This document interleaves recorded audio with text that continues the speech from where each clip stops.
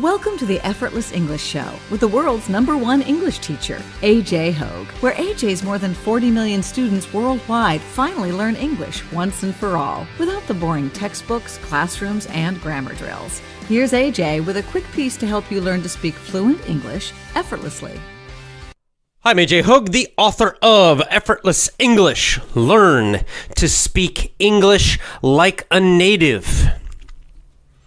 And the father of the effortless English system that trains you to speak English powerfully, speak English confidently, of course, speak English fluently, think in English, no translating,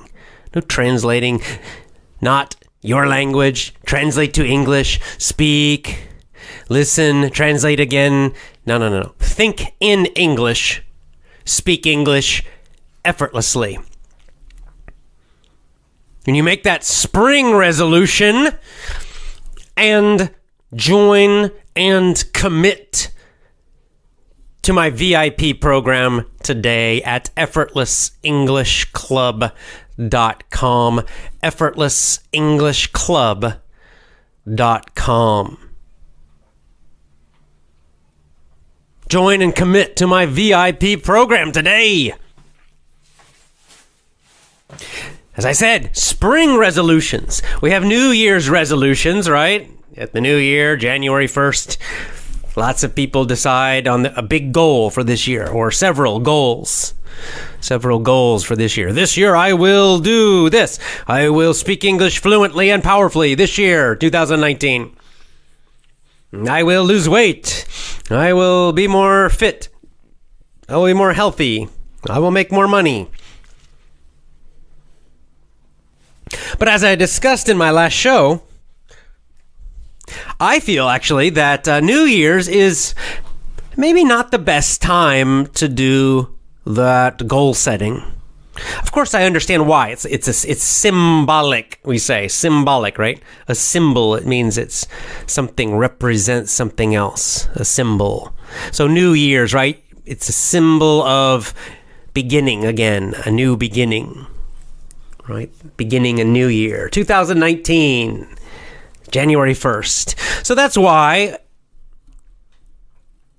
we traditionally, why we have this idea of New Year's resolutions, why we do it at the new year, January 1st. However, as I said, I think that actually the problem with New Year's resolutions is that it goes against some of the natural cycles that we have. Let's talk about that. Cycles of time. Cycles of time. What is cycle? Cycle is connected to the word circle in meaning. It has the idea of something that goes in circles. We say cycle, C-Y-C-L-E-S, right? Like bicycle, same word, same root word, bicycle. Why do we call it a bicycle, right? You have two wheels that go around. You have two pedals to make it go that go around. So it's two cycles, right? Two circles. Bicycle. There's also something called a unicycle. A unicycle has only one wheel. One wheel that goes around, right? It has two pedals, but it has one wheel. You see them like the circus. Sometimes the people ride on a unicycle. Uni, U-N-I, means one.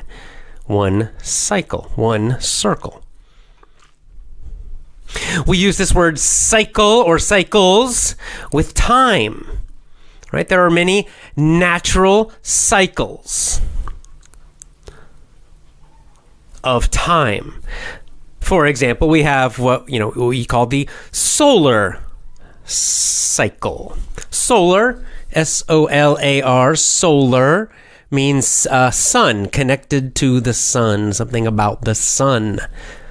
So a solar cycle, it means it's a cycle, a circle, a period of time connected to the sun. Of course, what is that? Obviously, it's a day, 1 day, 24 hours. That's a solar cycle. It means that, of course, it appears, we look, it looks like the sun is going around us in a circle. Of course, we know that's not true. We know that the earth is actually spinning around in a circle. But for us, it appears in the sky, it looks like the sun is coming up and going around and then going down, right? And then going behind the earth and then coming back up again, right? And each circle is a day. That's a cycle of time, a 24-hour cycle, a solar cycle, a daily cycle of time. Now we have monthly cycles too, of course. Those are connected to the moon. If we're talking again about the sky, right? The moon goes through cycles, right? We have what's called a new moon, which is basically it's not light, it's dark. You can still see it usually, just the outline, but it's not bright. And then we have different kinds of crescent moons. That's where it's just part of the moon is light. There's a half moon, and of course the full moon. And this is the cycle is about 1 month. Not exactly. I think it's actually, 28 days rather. 28 days. So, but that's what's called a lunar cycle. Lunar means connected to the moon or about the moon. Lunar. A lunar cycle. We could also just say a monthly cycle. We have weekly cycles. Now these are more human-made, right? But Monday to Sunday, right? We have Monday to Friday is the normal cycle, right? It means repeating time. When we're talking about time and cycles, we're talking about things that repeat in time. They're regular, right? In this kind of a circle. So the normal business working week, it starts on Monday morning, right? And then you work and then you go until Friday afternoon. And then you have your holiday, your weekend. So Friday night, Saturday, and Sunday, you have your weekend. You have the weekend. And then what? Then it starts again. This is why it kind of has like a circle, right? Because then the next Monday, what? A new work week begins again. Monday morning, you go back to work. And then you repeat it. It repeats again and again and again and again every week, repeating this cycle. Work week cycle. It's a weekly cycle, right? Of course, we have seasonal cycles, right? Spring, summer, winter, fall. Well, spring, summer, fall, winter, spring, summer, fall, winter, and then they repeat because after winter, we get spring again, right? So again, it's kind of circular, keeps coming back.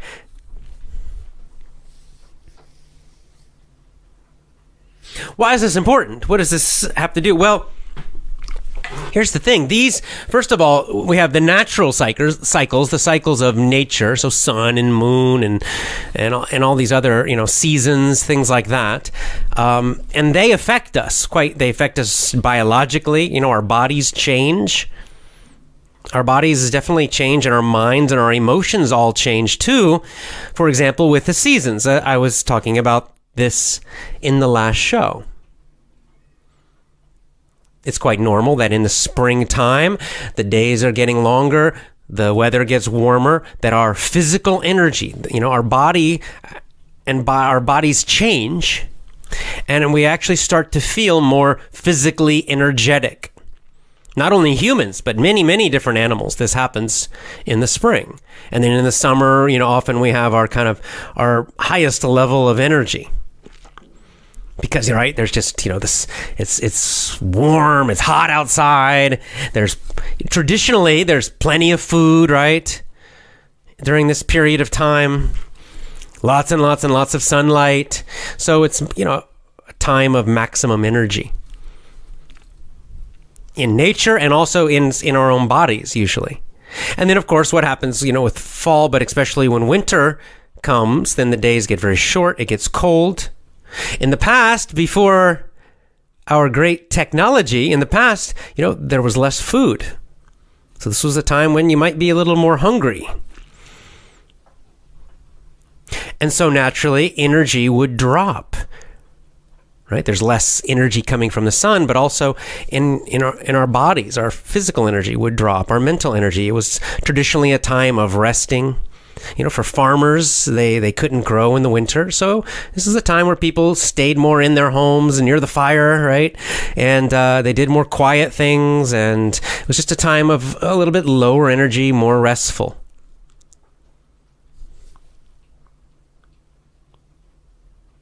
So understanding this, if we understand this to be true, and we can even notice this in ourselves, then we can see, we can use this. This is why it's important. Because, see, we're not connected to this idea of cycles anymore so much. Because we live in this modern world, we have electricity and heat and air conditioning and all this. So we kind of forget about these cycles, but these cycles do affect us. Cycles affect us mentally and physically and emotionally. If you try to fight a natural cycle, if you try to go against it, everything becomes very difficult, much more difficult. But if you work with a cycle, then everything becomes and feels much easier.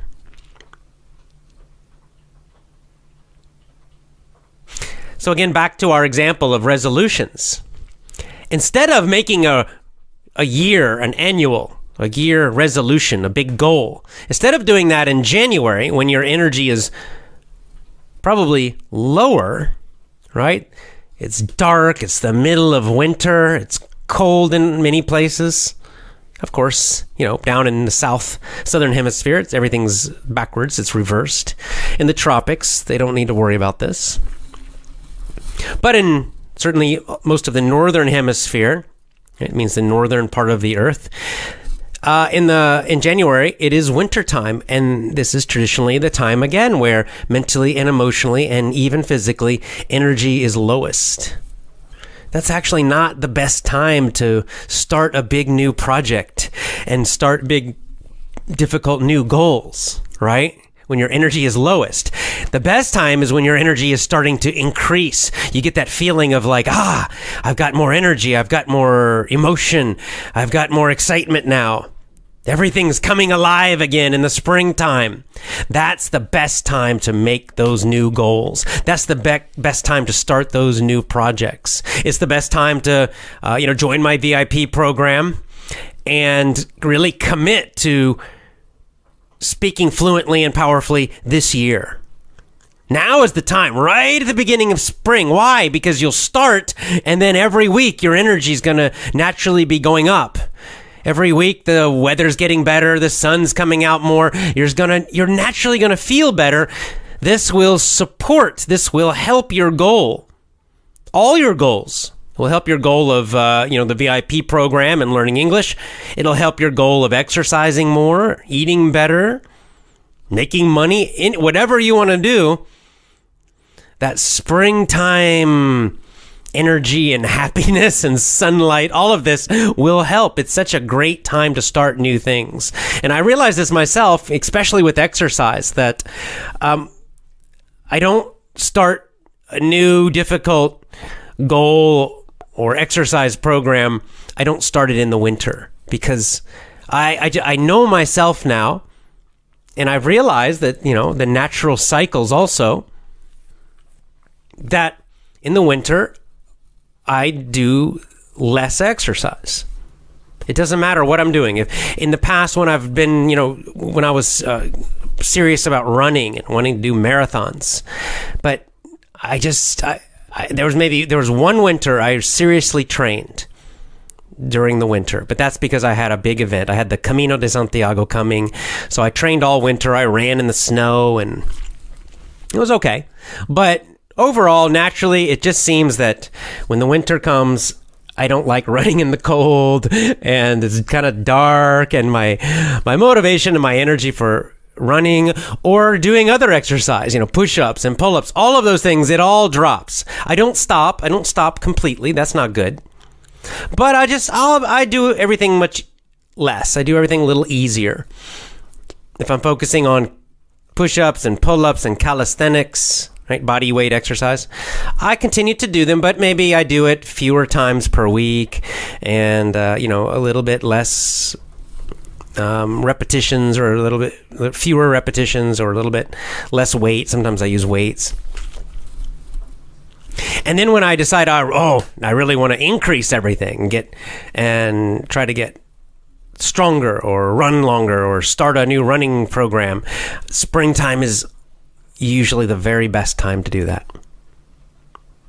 So I encourage you. I know that, of course, you want to improve your spoken English, and you want to speak English fluently. You want to speak powerfully and confidently. Well, this is such a good time to start now. Even if you're in the southern hemisphere, the weather down there, down in Brazil and in the tropics, is still going to be fine, right? You're lucky because you have good weather most of the year. It seems strange, but really, the climate, the weather, the seasons, they do affect you. They will affect you. They will affect your energy level. They will affect your body. They will affect you mentally. This comes back again to this idea of going with cycles. I like this philosophy of Taoism. It's a Chinese philosophy. And the basic idea, the very basic idea of Taoism is to go with nature, not against it. So understand nature and don't fight it. Nature means your own nature, right? You have a nature, meaning you have a kind of personality. You have strong points. You have weak points. You have things you are naturally good at, naturally enjoy, and you have other things that you just, you're naturally weak at and you really don't like. Well, instead of fighting against that, go with it. Let me give you another example. Daily cycles with your English learning. Use daily cycles to get the best result for example, when you're listening to the VIP audios. All of us have a natural daily cycle, a physical, mental, emotional energy cycle. And it's different. So in English, we'll say, we usually describe people, we'll say, he is a morning person. Or you might say, I'm not a morning person, I'm a night person. What does that mean? Well, it means that some people just naturally seem to have a lot more energy in the morning. They wake up and very quickly, they have a lot of energy. They just have the most energy, the most focus, the best concentration in the morning. These are people, when they exercise, they like to exercise in the morning. When they're doing work, they do their best work in the morning. If they're studying, they do the best in the morning. They have the best concentration. They remember the best. They learn the best in the morning. Other people, of course, night people, are the opposite. They seem to have the most energy, mental and physical, in the evenings or at night. Some people are very late night people. So, for example, I know myself, I'm mostly a night person. I'm a little bit less of a night person than I used to be. When I was younger, I was a late night person. I just seemed to have the most energy after 10 p.m., and I could easily stay up till 2 or 3 p.m. 3 a.m. 3 in the morning. I could stay up after midnight, and I'd be, just really awake and full of energy. And that's when I would do a lot of reading. And back in my 20s and as a teenager, I used to hang out with my friends at that time, and we would play, war games and board games and do fun stuff. And, it was always late at night. It was so much fun. Even now, still, I know that I'm better in the mornings, but it's not my best time. I also know that there's a certain time in the afternoon that I have my lowest energy. I don't know why, but there's a certain time in the afternoon. It's almost just the same every single day, that my energy will drop for a couple hours. For just a couple hours, my energy will drop, and I just I feel kind of tired. Sometimes I'll even feel sleepy. But then what happens is then after a couple hours, my energy starts coming back again. And then by now, it's really more early evening, I'll find that I'm wide awake again.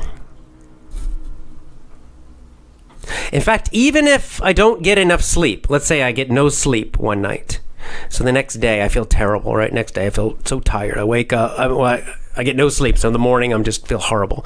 In the afternoon I feel terrible. At my lowest time I feel really terrible. But then somehow, I don't know why, but somehow at night, I will always wake up. Even though I got no sleep the night before, there's a certain time at night when it just seems all my tiredness will disappear. And at least for a few hours, I'll feel energetic again. I'll feel wide awake, completely awake. It's just that natural cycle. That's mine. And it's different for everybody. But if you know this, then you can plan to do your most important work at the best time, right? Like, it would be really stupid for me if I was trying to record my effortless English shows when my energy is the lowest. If I tried to do it at the time in the afternoon when I know my energy's low, well, then my shows would be terrible. I'd sound really sleepy all the time, right? Same thing with exercise. I know now I actually do pretty well in the late mornings. Early mornings, I'm not so good, but I know late mornings is my energy goes up pretty well, and that's when I usually try to do exercise, physical exercise. So this is part of time management. Again, a lot of people talk about time management, managing your time. That's the secret to get a lot done, to be productive, to get good results. But I don't agree with that. I think it's energy management is what most people need, not time. Energy management. People don't manage their energy during the day. Too many people, they don't notice when their energy is really high every day and when their energy is low. Like some people, they try to force themselves to exercise early in the morning. Some people try to do this, even though they're not morning people, even though they're actually really tired, very, very low energy in the morning, and they try to force themselves to do some exercise, but it always feels like a big fight. It always feels difficult. They have to use a lot of willpower. And, typically, normally, they'll eventually quit. But the reason is they're trying it at the wrong time of day.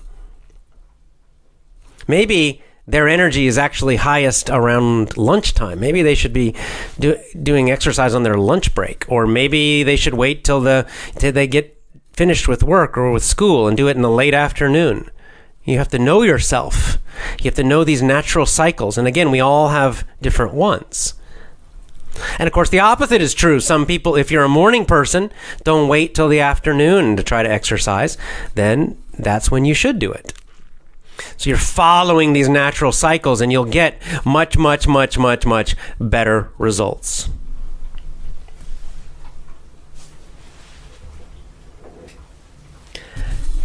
Now, another kind of cycle we could call a lifetime cycle or a life cycle. There's an idea, for example, that in India mostly, maybe India and Nepal, where they have an idea, they kind of divide up life, this idea that there are, four major time periods of your life, cycles. Again, that if you go with these cycles, if you follow these cycles, you will have the happiest life, the most, productive life, the best life for you. And the idea, of course, is when you're young, you're in the learning time, right? That's the learning cycle, the learning period. That seems obvious. And so that, for young people, and young means all the way maybe to, 20 to 25, something like that. That, okay, you're mostly a student, a learner. Even if you're working, you're really working for experience. You're working to learn, not really working for money so much. But then eventually you have to leave that, right? Because if you stay in that forever, then it's like you're forever a child, right? If you're 60 years old and you're still only a student and nothing else, you're not contributing in any way, well, then it's kind of like you're still a child, right? There's a time to leave that. Of course, you're always learning. We're always learning, lifelong learning. But at some point in your life, you have to become an adult, right? And this is the second phase. The second phase, they call it householder. it's kind of an Indian. It's English, but we don't really say it in America. It's not an American word. We don't use that word, but Indians use it a lot. Householder. What's a householder? American English, we would say something like family man or working man, if for a man. But basically, this is the time we could just say this is where you're part of society. You know, you're working, you're raising a family, you're raising children. Typically, maybe you're starting a business, you're starting your career. You have to make money for yourself and for your family. So you're really kind of right in the middle of society, right? You're the main working part of society. And if you're a woman, you know, same thing. Or maybe you're a mom at home and you're raising children. But you're doing the basic adult duties, right? The basic duties of an adult. This is the second one. Now, in this kind of traditional Indian system, they say it goes till you're about 50 or so. Of course, the times are not exact, but that's the second. The third one, what's the third one? The third one is where you change and you focus on, you kind of part-time retire. You call this part-time retire, and you become an advisor, a teacher, a mentor. So now, instead of focusing on making money, you know, at this point, hopefully you've made enough money. You might still have a job, you might still have a business, but it's not the most important thing. You partly retire. So maybe you're only working part-time at this point in the third period of your life. You might cut back and only work part-time. And the rest of the time you focus on what? On helping, teaching, especially young people. You become a mentor, an advisor. Your focus is to contribute, but not through, you know, making money and working so much, but more on helping and advising and coaching and teaching, because now you have a lot of life experience that you can share with other people. So you're focused on contributing in this way. And you're going to focus much, much less on material things. You're much less focused on money and other, you know, politics, power, anything like that in society. And then finally, the fourth cycle or period, life cycle, would be a full retirement where you focus completely on the spiritual. So of course this is, you know, they say, around age 75 and after. And that at this point, really, it's time to let go of material goals, right? When you're 75, hopefully you're not still trying to make lots and lots of money, because you're getting to the end of your life and you're not taking that money with you, quite obviously. So it is quite logically a time to focus on the spiritual, right? What is the meaning of life? What is the nature of life and death? What is the nature of God? What is the nature of what comes after death? All of these things. So, a spiritual focus, 100% spiritual focus. I quite like it. I quite like this system. It's very nice. I think it's very logical, and I think it's very wise. You know, this is another thing I see, especially in my own culture, American culture, where we have lost this idea. Now, this used to be a very common idea, that what I just described. You know, I described the Indian description, but I think most traditional cultures had something like this same idea, right? That, of course, that as you move through life, there are different time periods, right? Where you're focusing on different things, you know, right? You focus on different things in life when you're 20 than when you're 70. Seems quite obvious, right? But in fact, our culture in the United States, and I think, again, it's affecting the whole global culture, is that we're losing this, and we're starting to see people who, even, you know, at the age of 70 and older, that they are indeed lost in a way. They're still focused on in some ways acting like teenagers or children. They're still focused, for example, on material things, money and money and money and getting more stuff. Or they're focused on, just entertainment and Hollywood and all this other kind of stuff like that. And still acting like a teenager and still wanting to buy lots of cool things. Very materialistic mindset. And they're 70 or 75 years old. It's kind of strange, and it's actually a little sad. Or even younger than that, right? That third time when you should be the advisor, you become the mentor. This again was something you found in all traditional cultures around the world, this idea that there's a time when you contribute, and you contribute by being a mentor to younger people. And we know now that our younger people so desperately need this. They need it so much. They don't have it. Our young people, they don't have anyone helping them or guiding them or advising them anymore. Right? Not school teachers give terrible advice. It's just the lies of school. But what happens once they graduate from that? Who's helping them figure out how to create a successful business, or how to be great parents themselves, how to choose a good woman or a good man to marry, how to decide, their life purpose and the meaning of their life, and how to have a career, right? Jobs, a career that feels meaningful to them and makes them happy. And all of these, and how to be more financially free, and, spiritual questions, all of these things, none of them are taught in schools. Sadly, many parents don't teach these things to their children. They should, but they don't.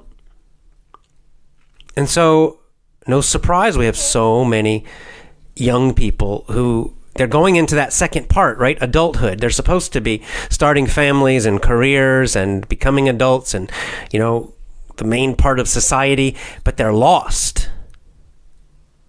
They're lost. They're confused. Why? Because they don't have that generation above them giving them that great coaching and mentoring and advice, patiently, wisely.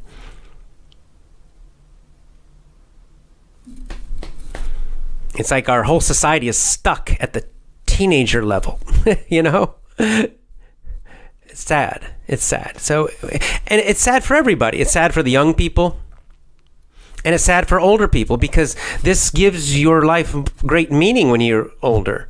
You have something to contribute. If you're still trying to act like a kid and you just get lots of stuff, then of course, there's a loss of meaning, right? And we see it again, so many in the West, especially, where people don't age well and they don't die well, right? They're lonely. They feel like their life has no meaning. Nobody cares about them or respects them. It's a lonely process of aging. Very sad. So what used to be so wonderful, these traditional life cycles, life periods that gave meaning to your life at each age, right? At each age you had a purpose, a clear purpose. And now it's, thanks to globalism and the kind of corporate Marxist type globalism, they've destroyed all this in so many countries and more countries. It's sad. So we have to bring it back. We have to bring it back.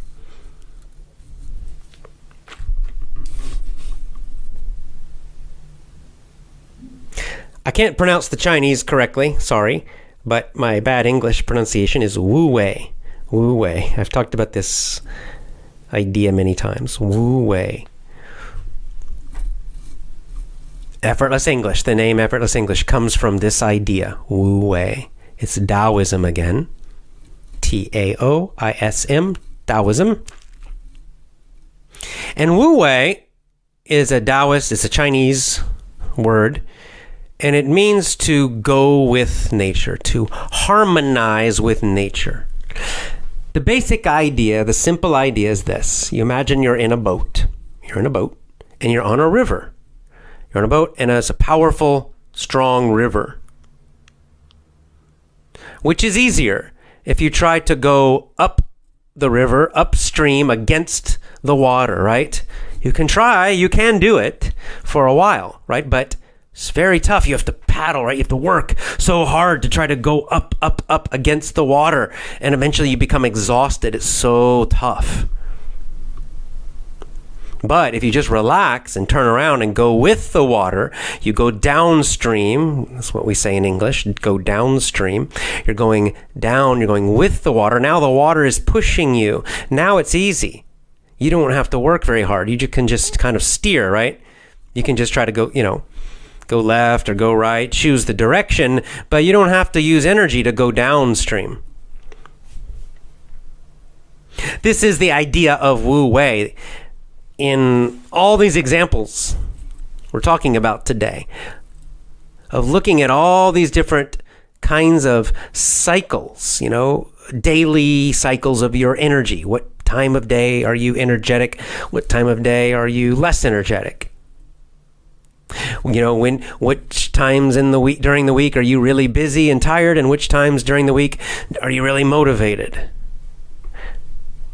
Maybe even months, sometime during the month, you just seem to, be happier or more energized, and others less so. Some seasons, like spring, naturally seem to bring more happiness, better, happier emotions. And other seasons, such as the middle of winter, do the opposite.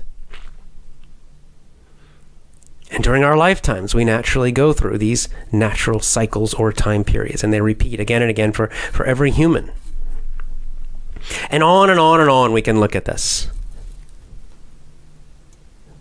And we can see with each of these examples and many more examples, this central idea, this main idea, which is the main idea of effortless English, when you're for English learning, which is to go with nature.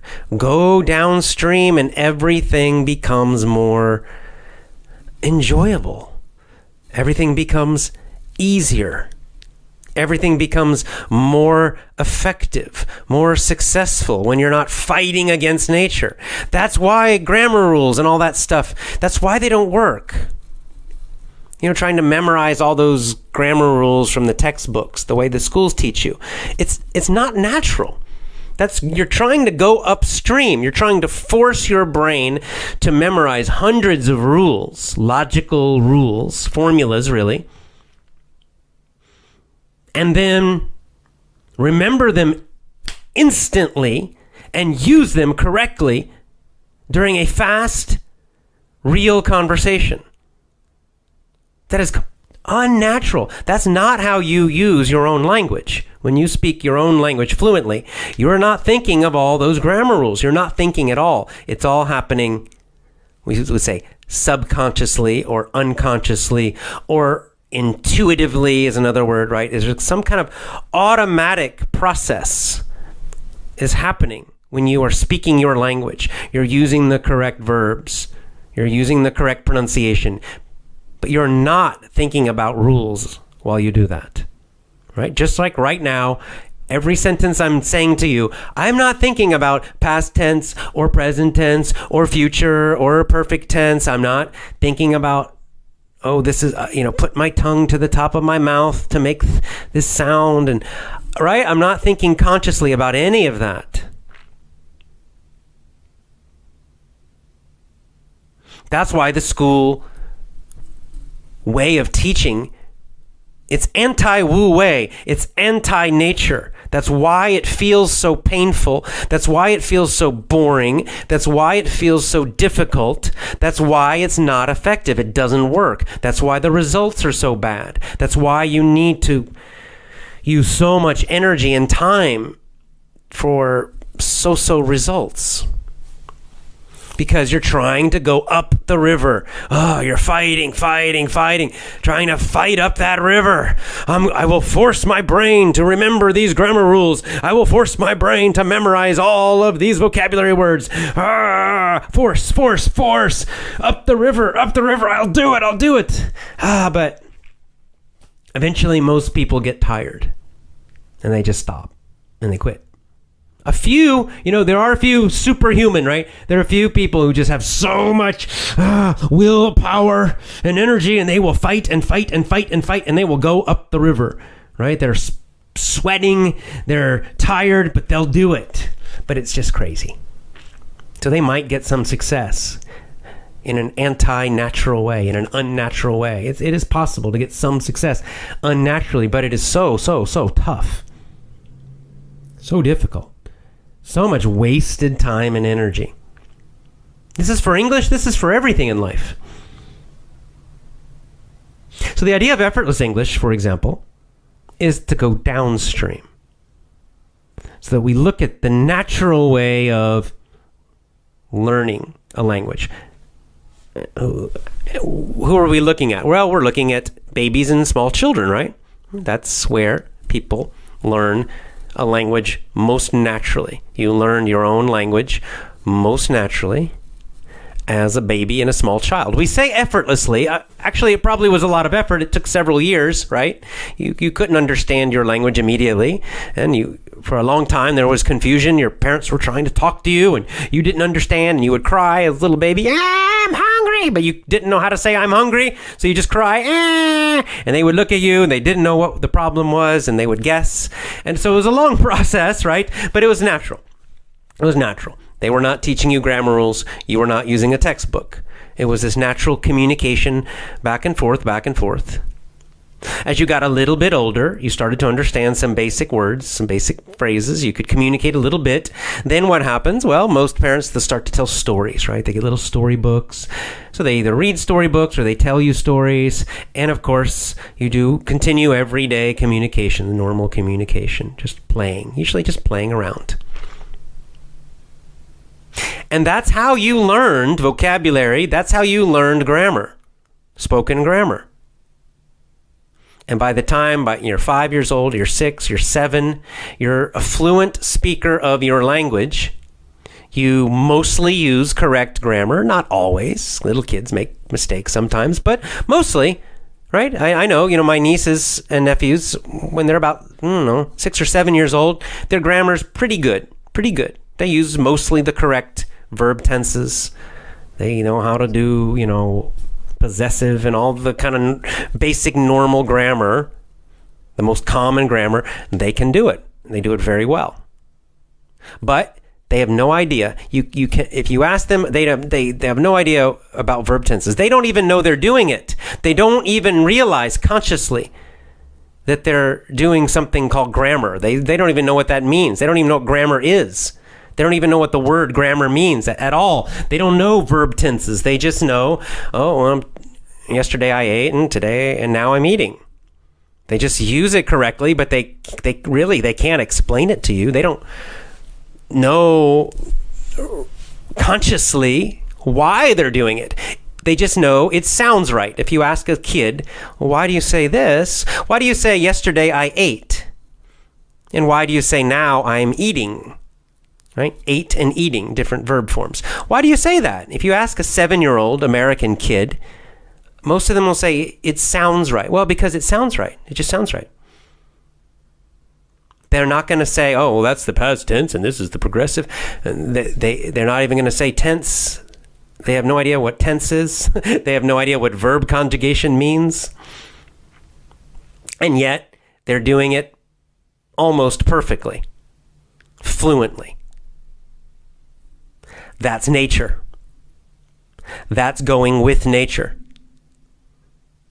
That's why effortless English. Why? Because when those children speak, it's effortless. They're not thinking about any of that. They never learned it. And yet they're doing it all correctly. They speak English effortlessly with no thought, no analyzing, no memorization of rules. No textbooks. They learn from stories. They learn from real communication. They learn from life. And it's all completely natural, right? They're going downstream. This is Wu Wei. This is going with nature. It's a little different for you as an adult learning a foreign language, but Effortless English uses these same ideas. We're trying to copy nature. We're trying to go with nature as you learn as an adult. Actually, as an adult, you have some advantages. You're older, you have more life experience.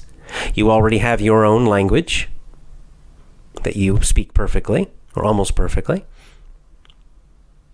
So this actually gives you great advantages. It's fantastic. The disadvantage, the main disadvantage for adults is they get confused and they try to go against nature. And they try to use all these textbook methods and all this stuff, and then they make everything much harder than necessary. But when you start going with nature, you start following nature. My VIP program is designed to be a natural way of learning. And of course, all my courses are. And even just, I tell you in my book how to do it. Going with nature, everything feels easier, it's faster, it's more effective.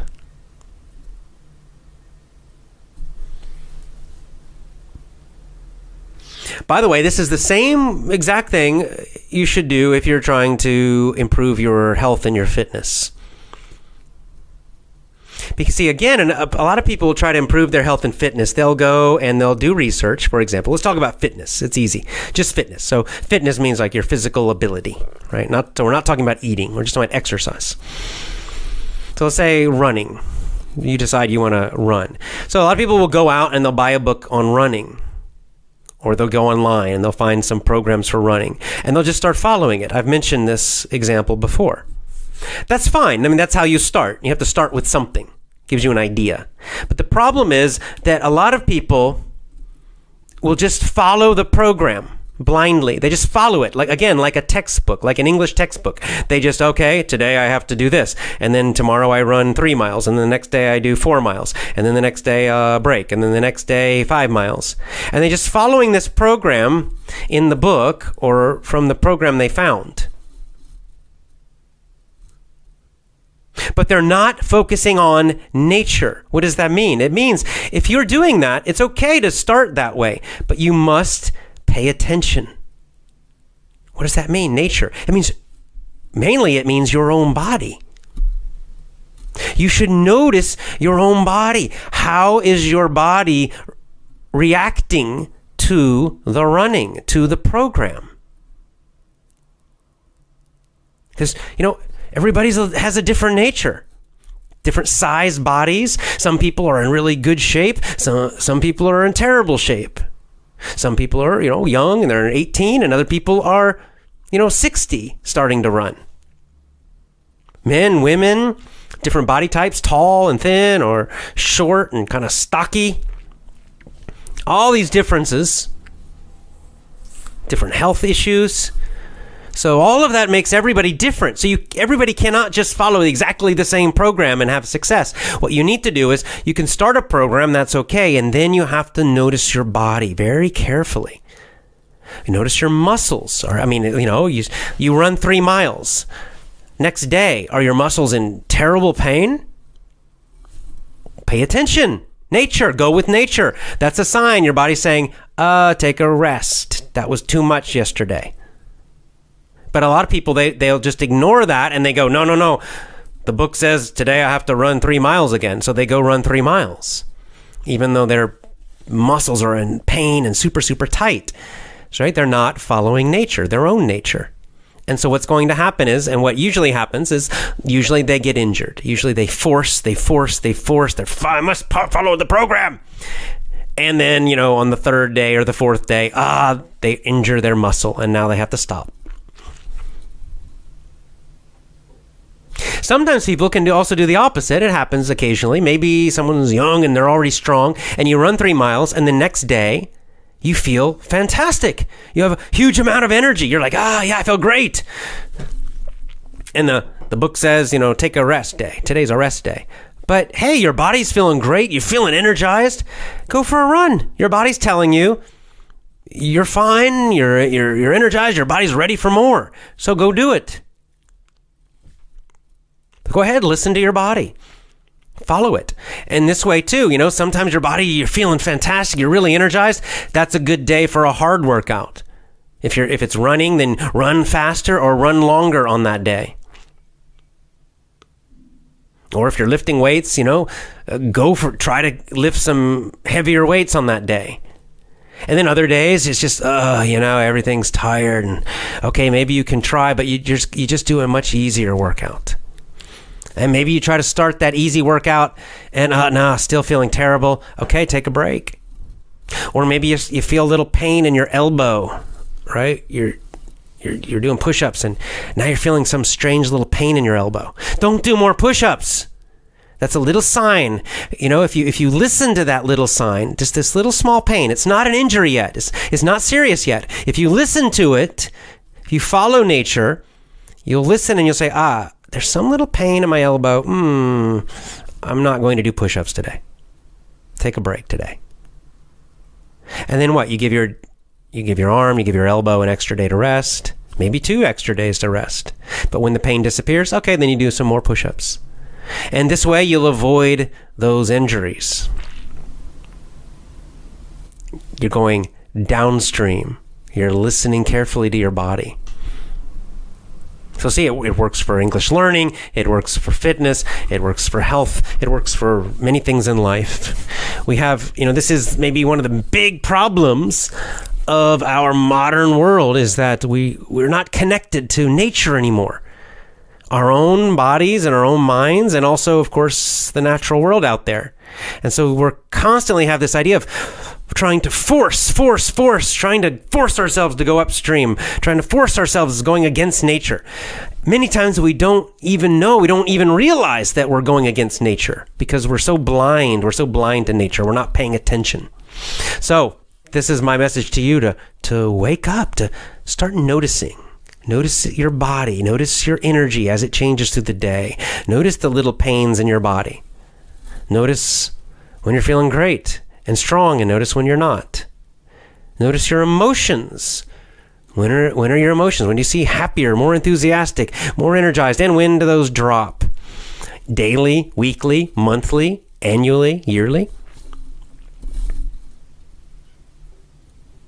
Follow the natural, effortless English system for learning English. Going downstream, going with nature, not against it. Just try this in all areas of your life.